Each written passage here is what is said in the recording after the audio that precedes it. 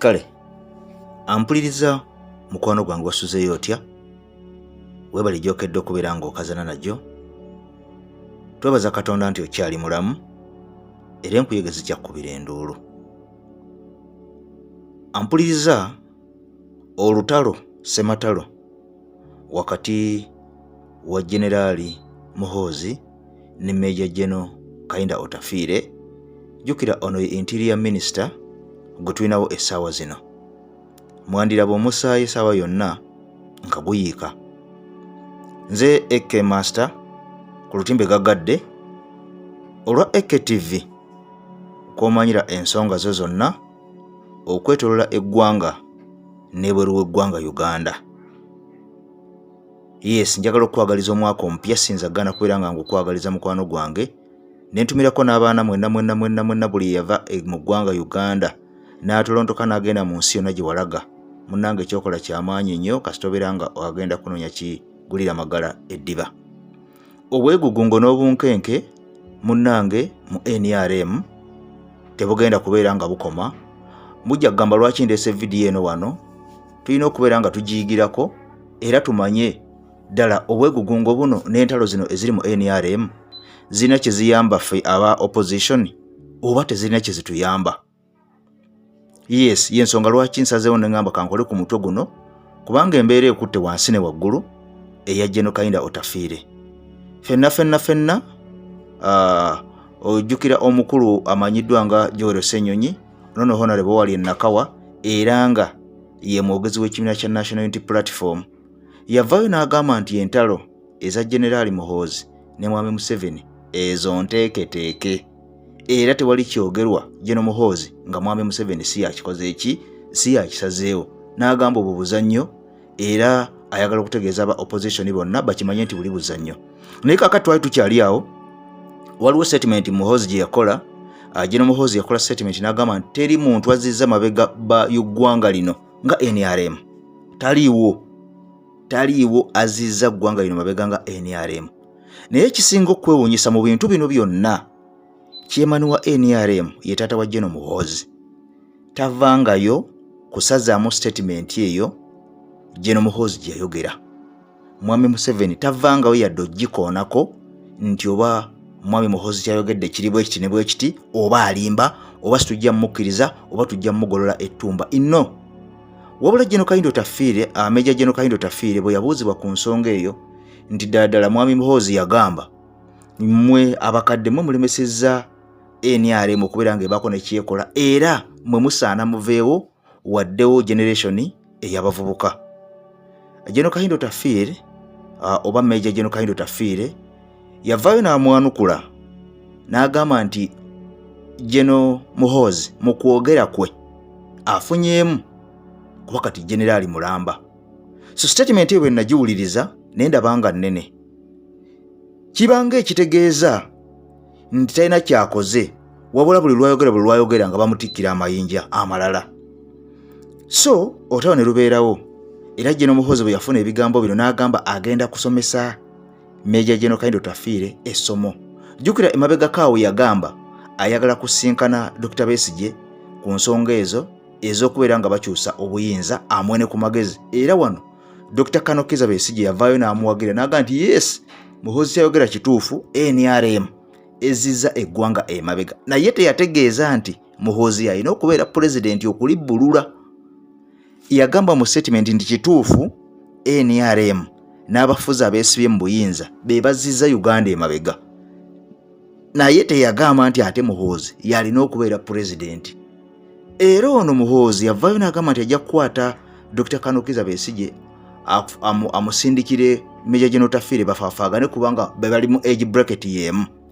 Wabula ku luno asazeewo n'agamba agenda mwesomeseza essomo ye nga ye ndowooza ebya Dr. Kanokiza Besigye alabye nga birwawo. Naye mukwano gwange ampuliriza, entalo zino mu bibiina zibeeramu. Jjukira Major General Kainda Otafiire yavaayo n'agamba nti ajja kumalawo abo bonna abawoza generation leaders tabyagalira ddala bana abawagizi ba Muhoozi ajja kubamalawo.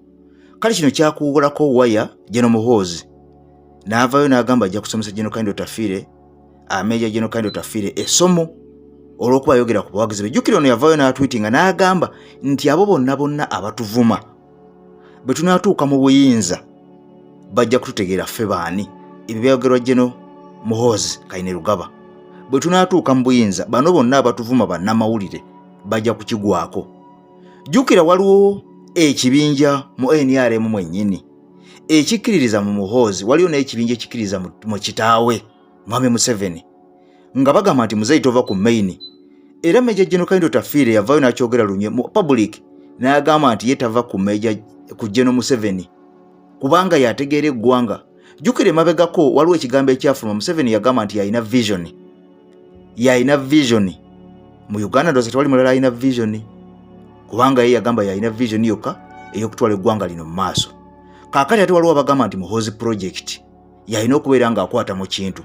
Kati jjukira bano bonna kye nnyinza okukuba nga nkutegeeza bawagizi ba NRM.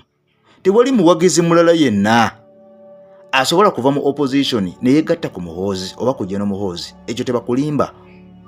Wadde nga General Muhoozi ataddewo palapase, ataddewo propaganda, ataddewo entalotalo ez'abaana abato, naye abantu bonna bakimanyi bano abantu be bamu.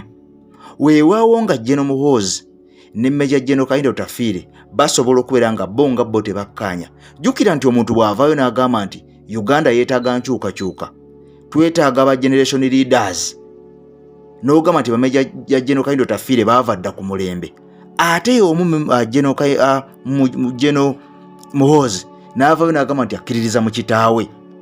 Kitegeeza wano waliwo saayansi gwe gw'otannaba kubeera ng'olaba, kubanga bw'ogamba nti eggwanga lino ekirizizza emabega NRM ng'ate NRM kiyamaani waayo ye taatawo, ate bw'ovaayo n'ogamba nti taatawo ye omukkiririzaamu, ate nga kyakulembera kyekizizza emabega eggwanga, then kati awo waliwo obwongo obwaggulu obwetaaga okubeera nga tusunsula ensonga. Oba okitegeera? Kitegeeza omuntu ono awagira kitaawe ne NRM aba agiwagira. Emabegako yavaayo n'atweetinga n'agamba nti baamuwadde omulimu gw'okumalawo abakenuzi mu magye. Wabula omwogezi w'amagye Brigadier General Felix Kulaije n'abyegaana n'agamba nti bo tebamumanye. So waliwo wano sayansi w'okukuumira General Muhoozi mu mawulire. Jjukira buli lwe babeera nga beerumaaluma entalo zino zongera okubeera nga abantu bamumanya. Naye kyemmanyi kiri kimu nti abantu kituufu kyengi bagyetaaga, naye ate omuntu gwe beetaaga ate si ye General Muhoozi ye nga bwe yeeyita nti ye generational leader. Ye tebamwetaaga kubanga abantu baba baagala change, baagala kuggyawo ddala yonna NRM, ate nga ne Muhoozi NRM project number. Jjukira emabegako abantu bavanga bagamba nti waliyo Muhoozi project, n'avaayo n'agyegaana. Mujjukira ku byatuka ku General Sejjusa kuvaayo kwogera ku General Muhoozi ne bamusiba n'agenda mu exile. So bwe babuuzako ku Mwami Museveni ng'agenze mu America wano ku summit ya US Africa Leaders Summit, yavaayo n'agamba nti bwe bamubuuza nti mutabani we yeenyigidde mu politics ate nga ali serving officer mu magye, yavaayo n'agamba nti abantu ng'abo balina kubeera nga bawabulwa so si kukwatibwa kusibwa. Naye ng'ate bangi be tulabye abakwatiddwa ne basibwa nga bakonye ku politics nga bakyali mu magye. So kino kitegeeza nti Mwami Museveni nga ye ng'omuntu asobola okuba first ng'akikola lwakuba ono first son Muhoozi, oba asobola okuba ng'akikola olwa age, kubanga ebiseera ebisinga omuntu bw'akula bintu bingi bikyuka mu bulamu bwe. Bw'otunuulira kitaawo gwe wena mpuliriza bwe yabeeranga nga ayombesa oba ng'akuba abaana be abaasooka ng'akyali muvubuka yali alina amaanyi, naye bwe yagenda akaddiwa bw'atunuulira abazzukulu ayagala kubeera nga buli kiseera abalera bulezi ajula na kubaliisa. So eyebeera age oba myaka gye gireeta ekyo. So kati kino ekyokubeera nga Mwami Muhoozi yavaayo n'agamba nti Uganda yeetaaga change, kituufu nange muwagira, naye ng'omuntu alina okulembera change eyo ate si yeye.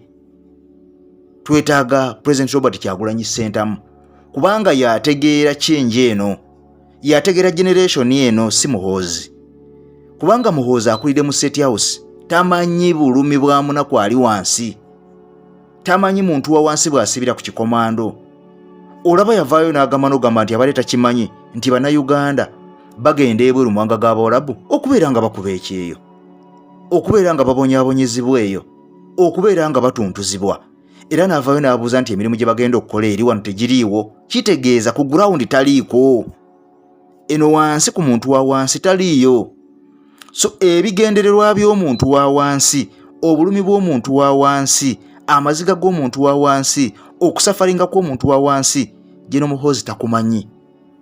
Bw'obeera nga tomanyi kigenda mu maaso ku bannayuganda abafa enkya n'eggulo nga bakugamba almost buli mwezi bannayuganda 2 bafa abagenda mu mawanga g'Abawarabu bafa, naye n'obuuza nti wano tewaliwo mirimu gye basobola kukola. Kitegeeza waliwo information gy'atamanyi. Ate ng'oyo omuntu ng'oyo bw'abanga ayagala okubeera nga mukulembeze waffe, kitegeeza tugenda kusigala mu mbeera y'emu. So katwetaaga omuntu ategeera omuntu wa wansi ddala ddala, kubanga twalabako ku President Robert Kyagulanyi Ssentamu ng'akwata ne mu nsawo ng'akola ne zi concert e Bulaaya basobole okubeera nga basonda ssente bayambe ku munnayuganda eyagenda ebweru okukakaalukana n'okuba ekyo ng'ensi emulemeredde. Kati oyo ye muntu gwe twetaaga.